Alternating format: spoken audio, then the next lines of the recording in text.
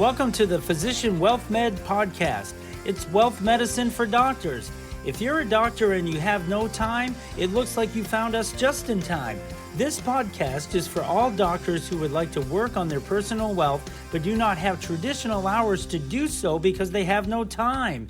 We're here to jump into topics that will help you address your wealth both inside and outside of your practice so that you can live the life of significance you're dreaming of. You'll hear from your peers, you'll hear from industry professionals, and your host and wealth advisor, me, Kevin Sullivan.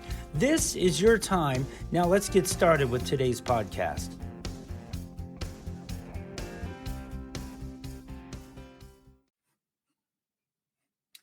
Welcome to another show of Physician Wealth Meds podcast. We're so excited today to bring you a very special guest, Dr. Vicki Rackner, with us here today. So welcome, Vicki.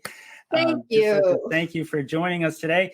We like to say that this podcast is wealth medicine for doctors because it is created for doctors. It's listened to by doctors. We bring your peer group in to share episodes and some content. We have industry professionals, and we also have myself, Kevin Sullivan, the host of this podcast, come in and give you some insights too as well. But we usually say it's wealth medicine for doctors. But today we're going to talk about a very good topic that is on everybody's mind is physician burnout. We're going to give you some burnout medicine here today. So hopefully this will give you a little hope if you're facing burnout, if you're heading towards burnout, if you're already there. We just want to make sure that we're giving you some content on how to address that. It's just staggering the amount of doctors that are facing burnout right now. So we want to talk about it. So this is Dr. Vicki Rackner. Been so privileged listening to you and your expertise and your passion for what you do for these doctors. She was a breast surgeon when she was in private practice. Give you a little bit about her. She's on the clinical faculty of the University of Washington School of Medicine, and a serial entrepreneur where you have to get up and go. She's a keynote speaker at local, regional, and national meetings across the country. She's appeared on over 100 radio shows, including NPR. But the nice thing about it is she's just released a version 2 of your book. She's an author. The first book was The Myth of the Rich Doctor. The second book was 9 Money Mistakes Doctors Make. And the third one is How Doctors Can Build True Wealth. So welcome, Dr. Vicki Rackner. So good to have you with us today. It's a delight to be with you, Kevin.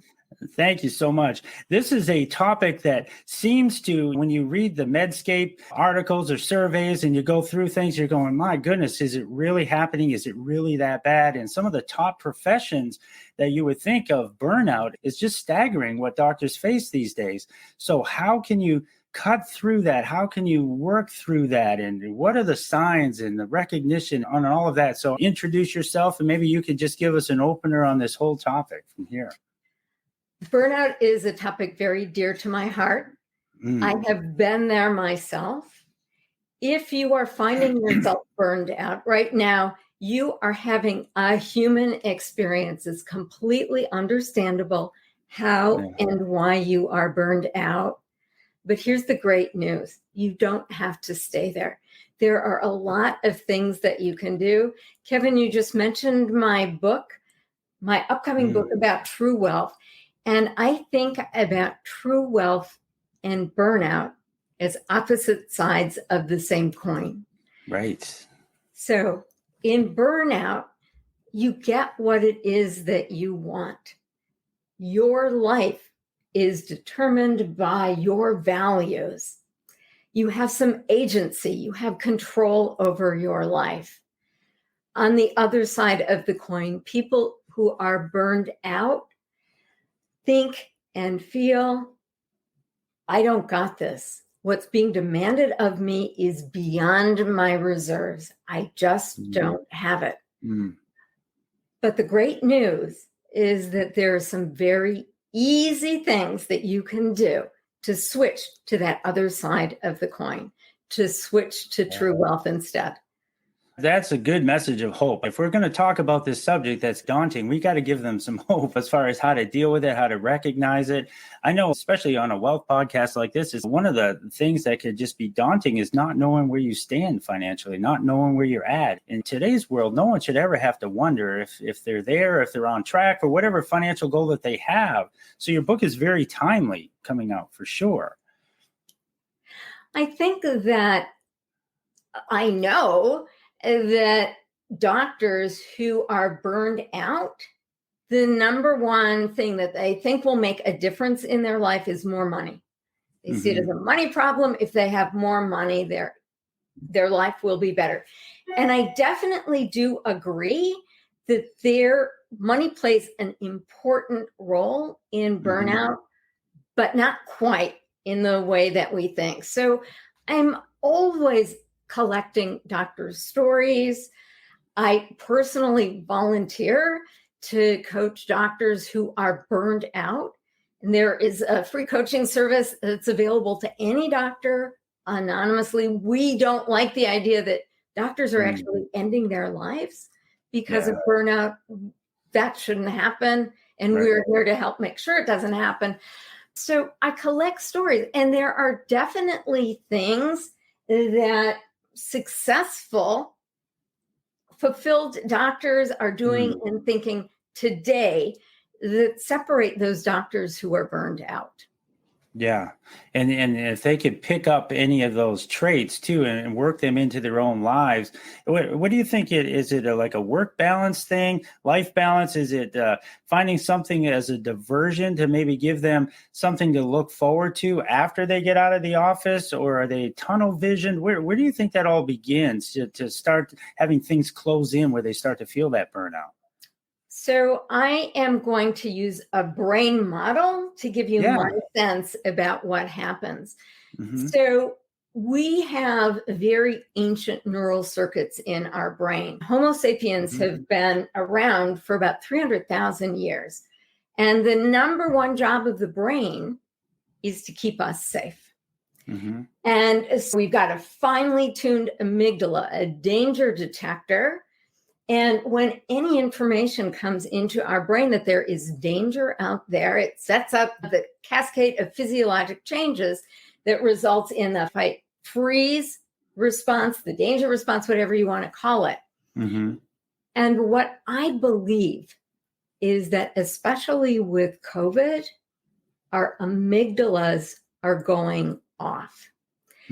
And it happens for a number of reasons. The social isolation, the fact that we were not connected to other people. I know for physicians it's been different, but there were a lot of physicians working at home. Our ancient brain, our primordial brain, sees isolation as dangerous. It's if somebody was alone, they would die. A lot of physicians face financial scarcity. And in the ancient brain, that's like being chased by the saber-toothed tiger. So I think that many doctors are mounting a completely understandable response to these changing circumstances. Another circumstance that's changing is the corporatization of healthcare. I was speaking with a farmer, and she said that she married a man who's now the third generation of farmers, and it's getting harder to support yourself as a farmer. And so what her neighbor decided to do was sell to a corporate conglomerate. And, that farmer had been taking good care of the land. They got a relationship with the land, right? You need to take care of the land to thrive. They took out all of the rotation, the things that farmers do to invest in the long-term health. And instead they planted a monocrop of corn, because that was going to be what is most profitable. And if we take a look at healthcare, the doctor-patient relationship is like the farmer's relationship with the land. And with corporatization, the value of that relationship is completely removed. It's all about profits today. And if we take a look at the leadership in healthcare, it's harder to make money in healthcare these days. We're seeing conglomerates formed, and only about 15% of the leaders in healthcare organizations actually have taken care of patients. And so there is this focus on profits. More and more physicians are feeling like commodities. Mm-hmm. And so the thing that used to nurture us, the doctor-patient relationship, is not valued in the same way. And that's a profound change in our circumstances. No wonder doctors are unhappy. Yes. It's so true, especially if they only have 15 minutes with you, when they can only come in and address things because of the time crunch, and then the medical records on top of that. It could be, and then maybe even politics in the workplace from the administration. That can all add to it, I'm sure. Absolutely. Okay, but here is my contrarian belief, Kevin. Mm-hmm. It's not our circumstances that create our feelings and our actions. It's our thoughts about our circumstances that really make the radical difference. And if there is one thing that people can do to turn around burnout, it is understanding that their brain's going to offer thoughts all the time. Not all of these thoughts are true. And sometimes just one swap of a thought can totally turn things around. So let me tell you a real life story. Mm-hmm. I got a coaching call from a woman who held a leadership position in her organization. So she was a department head. Yeah. And she was just completely burned out. She wanted to talk with me about whether she should quit, maybe whether she should leave medicine in general. So I asked her to tell me a little more. And she said, here I am, the department chair, and all of my employees have completely valid problems, and I cannot solve any of them. So what good am I? And I asked her, you mean a good leader is a person who should be able to solve these problems? She said, absolutely. I said, you're a doctor, you solve patients' problems. What happens if you got a patient with a terminal illness? Do you feel like a bad doctor then? She said, no, of course not. I feel like a great doctor. That is really my chance to be there for somebody in a time of need and really offer comfort and support. And I said, what if you brought that thought in to your leadership position? What if a leader is somebody who is there even when there are not obvious solutions? So she implemented this thing that we came up with on the call called Lunch with Dr. Laura. And she would invite one employee to bring their lunch into her office. They would sit down at the table together and just have lunch. And she could just ask people, how are you doing? What's working for you? What's not working? And her brain would want to tell her, you need to solve these problems. That's your job. But then she got the substitute job. My job is to be here, to be a witness to my employees' life. And she was surprised that her employees actually did have ideas about how things could be better, which she then implemented. But this was hugely successful. Huge. You know, other employees came in and, when can I have my lunch with Dr. Laura? And she completely transformed her life from being burned out, wanting to quit, to like really enjoy going to work and helping other departments reproduce the kinds of results that she was having. And this, ladies and gentlemen, is exactly why we have Dr. Vicki Rackner on our program today. That is so powerful. Just a change of thought, maybe a change of mission, because she probably thought, okay, could I ever get to that point? But when she starts doing that, now everybody wants to have lunch with Dr. Laura. Huge. Right.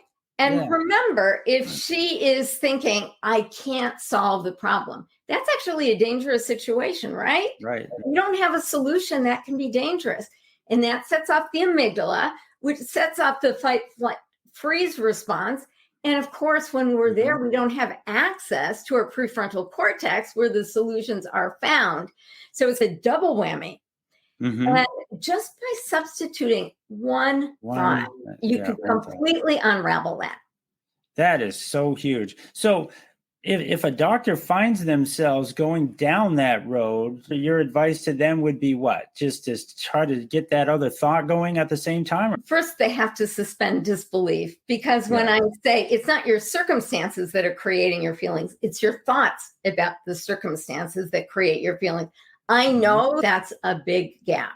But if somebody would just be willing to suspend disbelief, they can go through a simple exercise. They can just in the morning write down their thoughts. Just write down the thoughts that are going through your head. So they're out. And now you can actually take a look at them. And you can ask yourself, which of this is true? Like, you might think, if my partner just picked up the towels, then my life would be better and our marriage would be fixed. Is that really true? Yeah. If only I could have more than 15 minutes with a patient, my life would be better. Is that true? That's based on the thought that what you can accomplish has to be done in 15 minutes. Is there a way you can get more time if you needed to? Is there a way that you could use those 15 minutes a little differently? So you don't have to feel like you're a victim to your circumstances. You have thoughts about your circumstances, and those thoughts create feelings, and those feelings create action. Let me give you another example. That's good. One of the things that I get really upset about is the extinction of species. You know, what's going on in this planet. And like, when I think about that, I just feel like so overwhelmed. What do you do with that? And it's easy to see how somebody could get burned out. They feel like there's nothing that I could do. I can't control this. This is something important to me. But I don't know why, but this summer I got inspired to raise monarch butterflies. So the monarch butterflies are near extinction. I'd already cultivated milkweed in my garden to attract them to my place.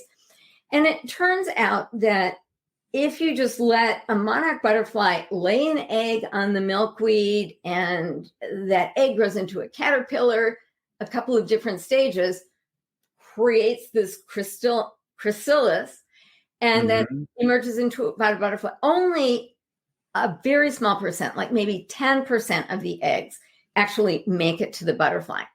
But if you hand raise them, if you harvest the eggs and put them in a safe place where predators can't get them, and let them get to be the stage of butterflies in a safe place, that number goes up to about 80%.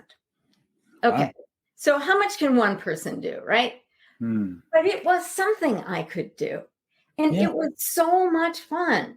And it felt so empowering. So a lot of times people who face burnout just look around and say, this problem is just too big. I can't make a difference. Or I'm too small. I don't have what it takes to rise to the challenge. Those are thoughts. And if you think that a problem is too big, you can break it down. You can find your hand-raising monarch butterflies that will work for you. If you think that you don't have the reserve to do it, there might be a good reason. And my guess is that you're spending a lot of time with your danger alarm going off, your amygdala sounding. And there are ways of calming down the amygdala. It may well be that you're traumatized by the experience that you're facing, but there's ways of healing from trauma too. So wherever it is that you're getting stuck, however you are getting stuck, there are things that you can do to turn those elements around. I love the part where you said, get it out of your head and on paper. I think that's a battle that happens. It just reactively, it's something else, because you think once you get it out on paper, you can see it more objectively than if you just kept it in here. And so maybe that's a first step for a lot of those. And then you can start to rationalize your answers, or is addressing those to say, like you said, is this really true or not? Or am I walking down the wrong road here? That's right. I think that the biggest mistake that we make as part of our human condition is that there's an objective reality there. Like, I used to testify as an expert witness in court. Like, what could be proven in a court of law? And then what is our interpretation of those facts? Because the interpretation is your thought. Oftentimes we believe our thoughts as totally true. So if you take a look at that thought, would you be able to prove that in a court of law? My bosses mean, they're always second guessing me. That would be hard to prove.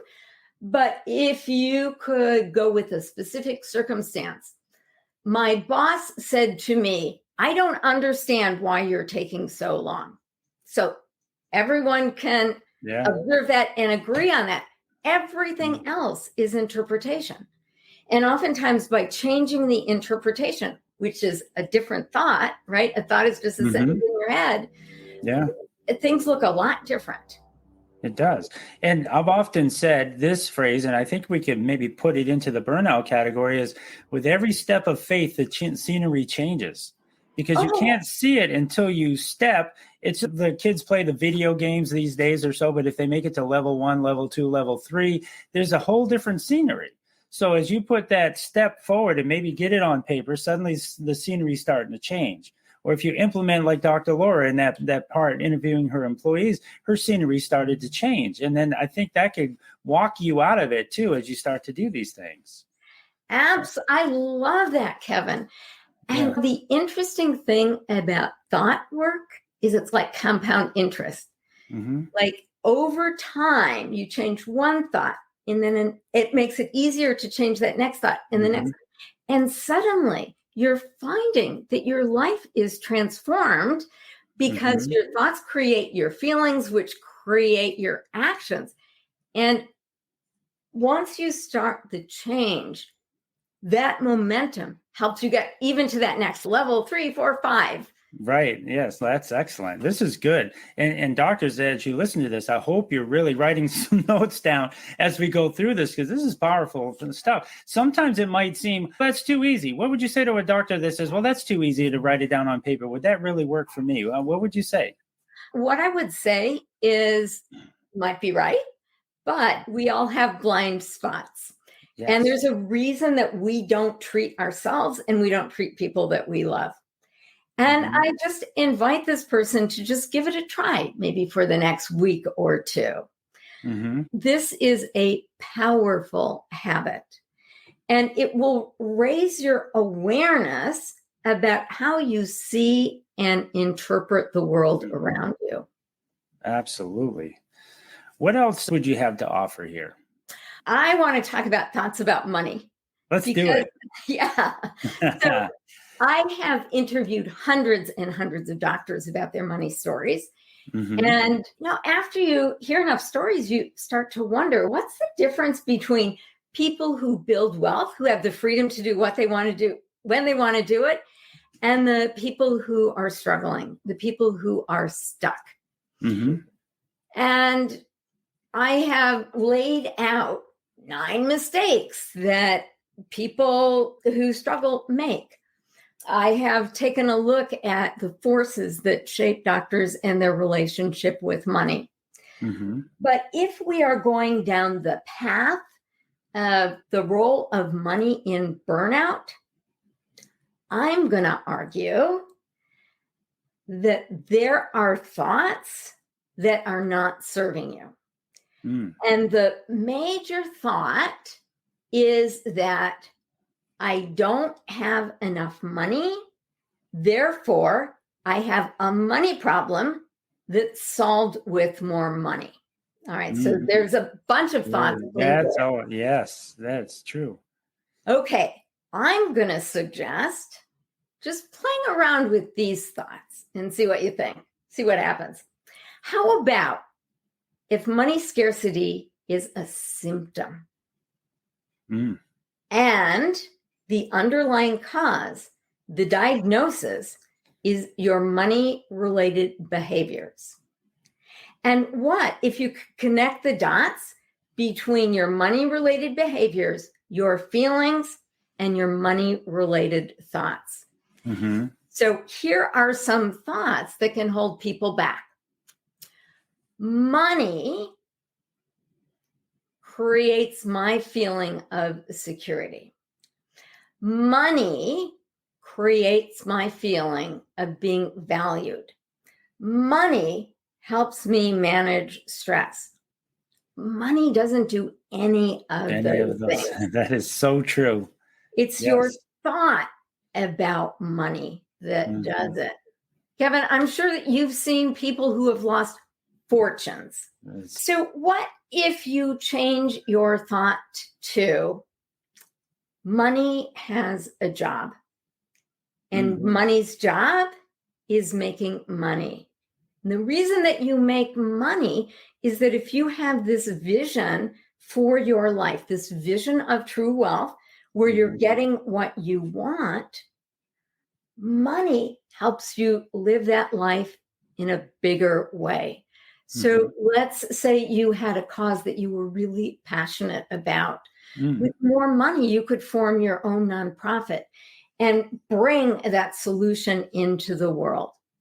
Money has a job, and as you elevate money to this job, your life is elevated too. Totally agree. Yes. We always use the term, the life of significance that the doctors would like to pursue. Especially, we don't like to use the word retirement with doctors sometimes because it's just a transition to the next mission that you want to be in. And if you do that with your money and create that foundation, create that charitable thing, now you're definitely elevated, just like you said, to a life of significance, which helps burnout, which helps all of these other things.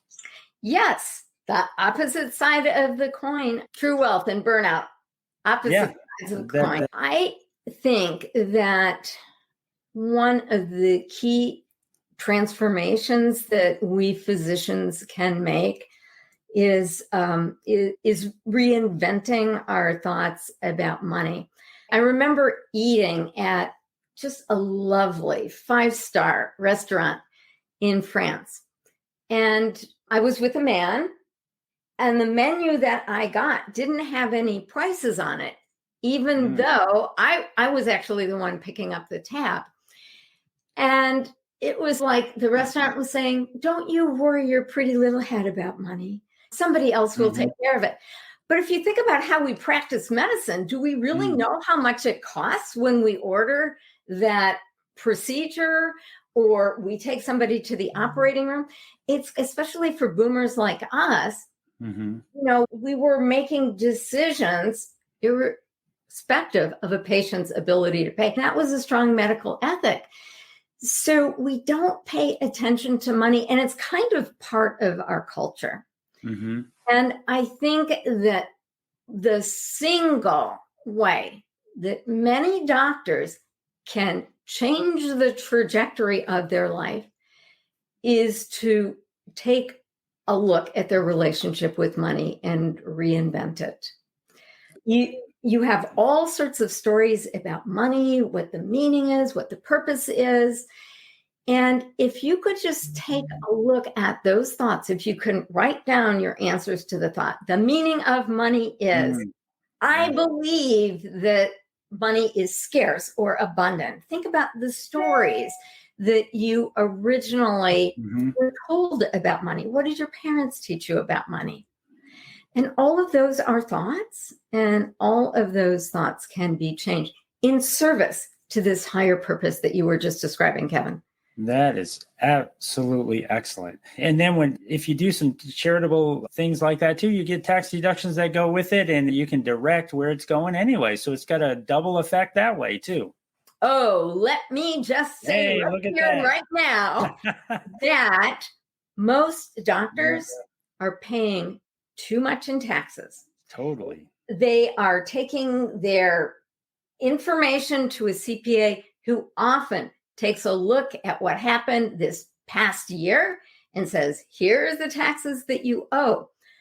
But a tax strategist can proactively do things that can legally and ethically cut your tax bill by hundreds of thousands of dollars. I know an orthopedic surgeon who was working with a tax strategist and cut his bill by $900,000 in a single year. So a lot of the taxes that you pay are optional. And one mistake, a very costly mistake that doctors make, is not thinking about how can I reduce my taxes. Mm-hmm.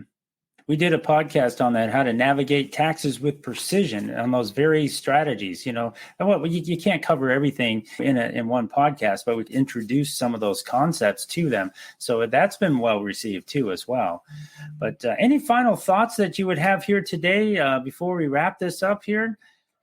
Yeah, I just want to recognize how heroic physicians have been over these past couple of years.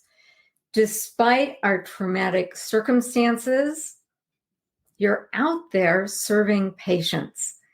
Mm-hmm. And this doesn't have to be at your own expense. There are ways of creating a life that works for you. The 3 kind of dials that you can turn are your thoughts. Yeah. You can have different thoughts, the way you manage your time, and the way you manage your money. We've been listening to Dr. Vicki Rackner. Thank you so much for being our guest today. We're going to make sure that we have the links in the podcast for your books, how to get in touch with you. If you'd like more information on what Vicki does and how she can help, please respond to some of these things and share and subscribe. Share this with other doctors that you might feel that are going through this very thing with physician burnout, because I think they'll find this very useful. This is going to be very well received, I believe, from our doctor community. So I appreciate your time today from Seattle. I'm in New York, right outside of Niagara Falls, Buffalo area. So I just appreciate the technology that allows us to do this. Thank you very much today. Thank you for the chance to share this information. Hopefully, we're going to help some of your listeners turn around their burnout. You got it. All right. Thank you so much. Dr. Vicki Rackner is not affiliated with or endorsed by LPL Financial or Physician Wealth Meds. Securities and advisory services offered through LPL Financial, a registered investment advisor, member FINRA and SIPC. The opinions in this podcast are for general information only and are not intended to provide specific advice or recommendations for any individual. To determine which strategies or investments may be suitable for you, consult the appropriate qualified professional prior to making a decision. That's our podcast for today. And remember, if you're not working on your personal wealth, who is? Please share this podcast with your friends and colleagues and make sure you subscribe, like, and share. Any questions about what you heard today, please send an email to kdsullivan@lpl.com. Physician Wealth Meds, wealth medicine for doctors.